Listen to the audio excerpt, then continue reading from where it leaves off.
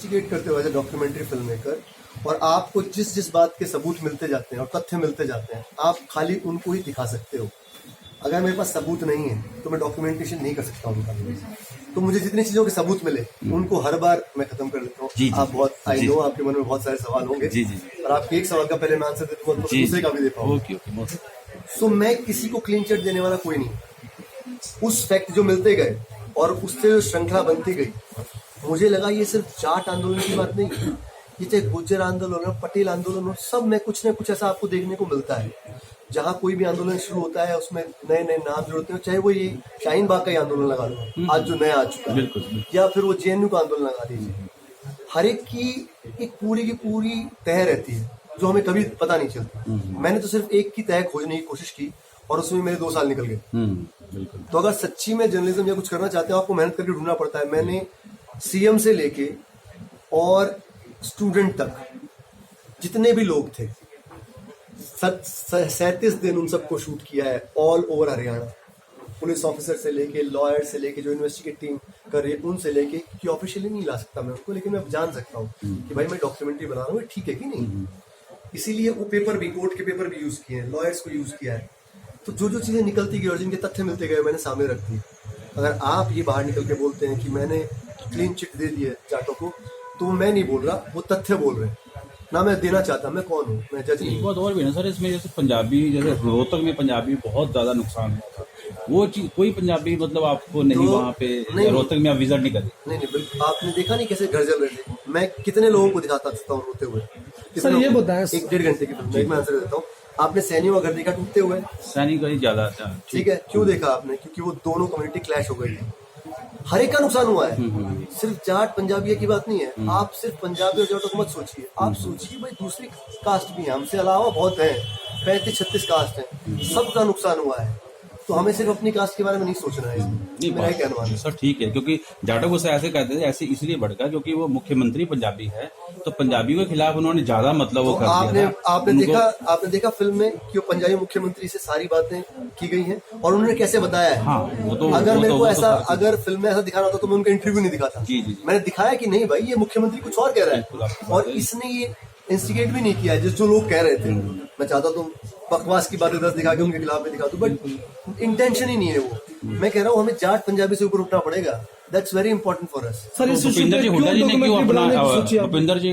जी ने क्यों अपना वापस ले लिया इंटरव्यू? सर आप कोई भी बड़ा नेता है, अगर आप उसका इंटरव्यू लेते हैं, अगर वो आपको मना कर देता है इंटरव्यू देने के बाद, तो आप नहीं कर सकते उनसे सवाल जवाब।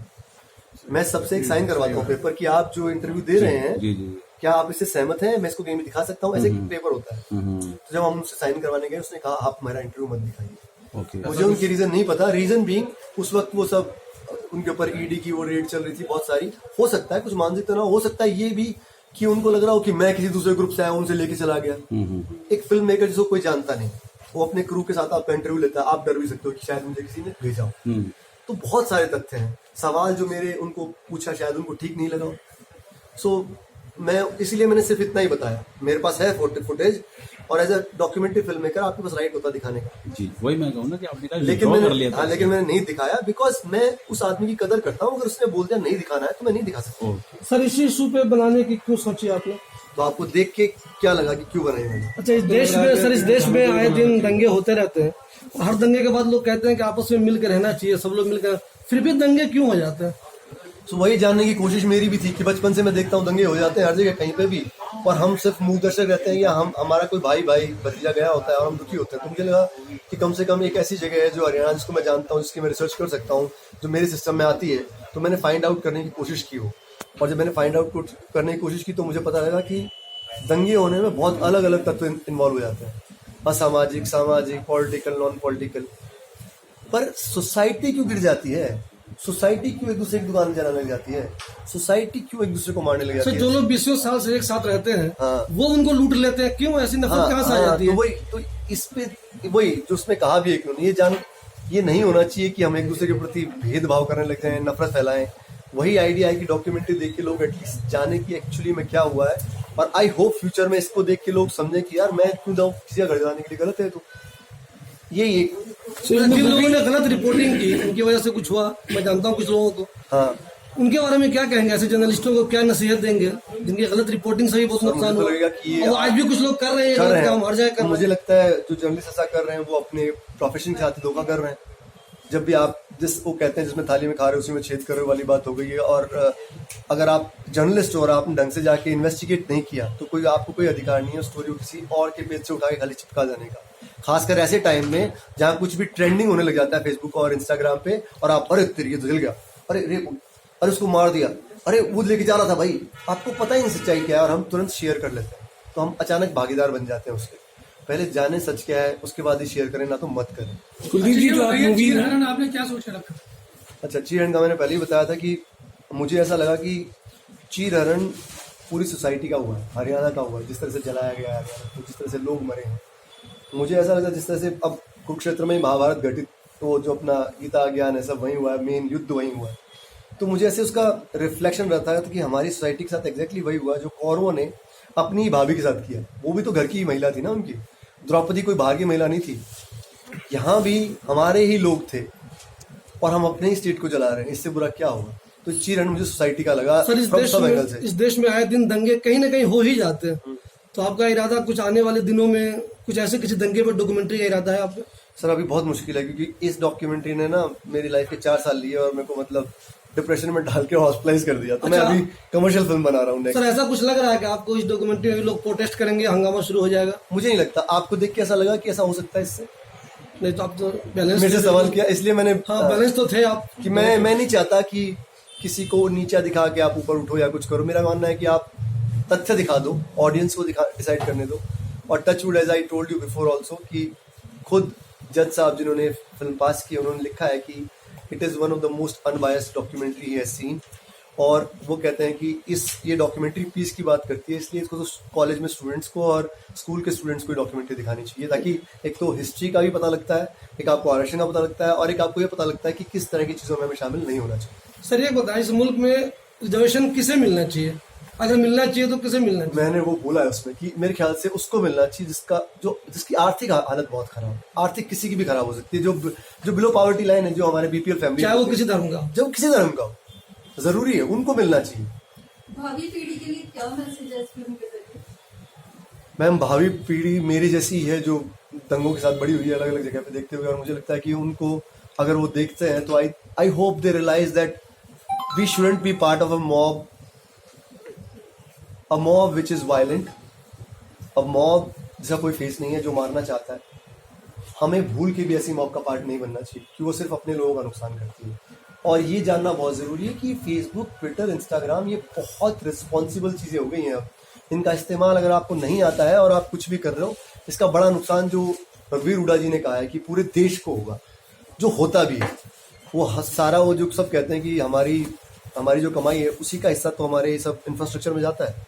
तो जब भी हम कुछ जलाते हैं, बस किसी का घर कुछ भी, तो हमारा ही पैसा जा रहा है। इससे बुरा क्या होगा? We shouldn't be part of these kind of mobs, that's what I say. Sir हर दंगे में कहा जाता है कि बाहर के लोग कौन होता है? जी, आपने सभी पक्ष बता दिए हैं, लेकिन इसमें एक पक्ष ये रहेगा कि जो क्रिमिनल इसमें थे उनका कहीं भी एक भी इंटरव्यू जिनसे इंट्रोगेशन हुआ है, उनका कोई स्टेटमेंट कभी आया? तो मैंने क्लियर कर दीजिए। हाँ, तो मैंने उसमें लिखा है, उसमें क्या हुआ, उनके साथ मैंने 5 बार कोशिश की इंटरव्यू लेने की। उन्होंने एक बार तो मुझे बॉम्बे से बुला लिया, मैं इनकी कोठी के सामने, तो वो एमपी थे। मैं सुबह पहुंच गया, मेरी टीम पूरे दिन बाहर वेट करती रही, ना उन्होंने फोन उठाया ना वो आए। मैं यमुनानगर तक गया उनका इंटरव्यू लेने के लिए, बट आई थिंक उस माहौल में वो डरे हुए थे। Again I am not judging him, मैं सबके इंटरव्यू लेना चाहता हूँ क्योंकि नहीं तो पता कैसे लगेगा क्या सच है। वो नहीं आए, उसमें मैं कुछ नहीं कर सकता। किसी आदमी को कितनी बार आप कोशिश करोगे बुलाने का और वो नहीं निकलेगा तो आप, और वो उस वक्त एमपी थे, तो ही डिडंट कम। अगर वो आज ही मुझे आके सामने बोला कि इंटरव्यू लेना चाहता हूँ, मैं बहुत खुशी से उसका इंटरव्यू लेके पूछना चाहूंगा कि भाई आपके मन में मंशा क्या था, क्या वो बचना चाह रहे हैं? हाँ, और क्यों बचना चाह रहे हैं। So when you talk about the Supreme Court, उन्होंने वो जाट नहीं, अपने सुप्रीम कोर्ट का बोला कि जाट रिजर्वेशन उन्होंने खत्म कर दिया एकदम कि हाँ, जो भी है। किया। फिर आपने काफी लोगों को दिखाया जिन्होंने कहा कि हमारी जॉब्स चली गई हैं। So what is the current situation today? Current situation is उनमें से किसी को जॉब नहीं मिली, Okay. किसी को भी। और if I am not mistaken, जो उस वक्त फिगर थे शायद 1.5 लाख के ऊपर थे। मेरे को, मैं भूल रहा हूँ कि काफी टाइम हो गया, वो मेरे पास रिसर्च में है। और स्टूडेंट्स थे उनमें करीब 15 to 20,000 जिनको IIT डॉक्टरी में या अलग अलग जगह रिजर्वेशन से एडमिशन भी मिले थे। ये सबको बाहर निकाल, ये जो जाट लोग थे, were they only to restricted to Bhiwani, Haryana, Rohtak, but और दे वो all over India because jobs अगर सेंट्रल गवर्नमेंट के नहीं हैं सब जगह था ओके बट वो वहाँ पे कोई central job- एजुकेशन नहीं हुआ नहीं, क्योंकि वहाँ फरीदाबाद में भी नहीं हुआ और मतलब it is restricted to one belt of वो बताता हूँ मैं आपको क्या रीजन है कि फरीदाबाद जो आपने उसमें जो होर्डिंग देखे थे ना वो लोग लेके आए थे वो फरीदाबादी था। ओके ठीक है। सो आप कई बार अगर एक जगह कुछ बहुत ज्यादा भड़क जाए तो बाकी जगह छोटी दिखती है।